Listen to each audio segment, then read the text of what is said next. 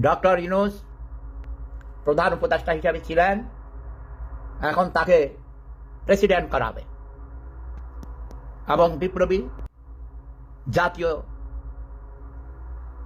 সরকার গঠন করা হবে।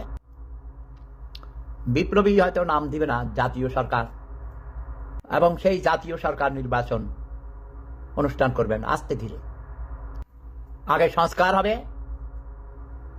স্বৈরাচারী হত্যাকারীদের বিচার হবে, যারা লুটপাট করেছে মানুষের সম্পদ, থেকে আওয়ামী লীগ হোক, খাওয়ামী লীগ হোক, আমার মা হোক, বাপ হোক, ভাই হোক, ভাতিজা হোক, স্বাস্থ্যবাহী সেন্টু হোক, কাউকে ছাড়া হবে না।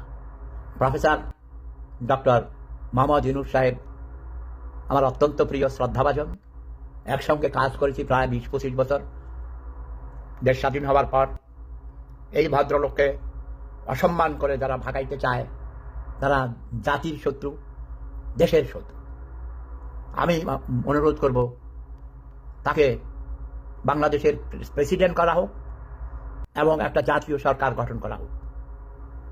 জাতীয় সরকারে সব তরুণ তরুণীদেরকে নেওয়া হবে, কয়েকজন বুড়া থাকবে, মিনিমাম 50% থাকবে তরুণ তরুণী, আর 50% থাকবে, 50%-এর মধ্যে 40% থাকবে অর্ধবয়সী, মানে বিলো 70। আর কত হইল 40 আর 50 90, আর 10% থাকবে অ্যাবাভ 70। বুড়া টুড়াও থাকবে কিছু।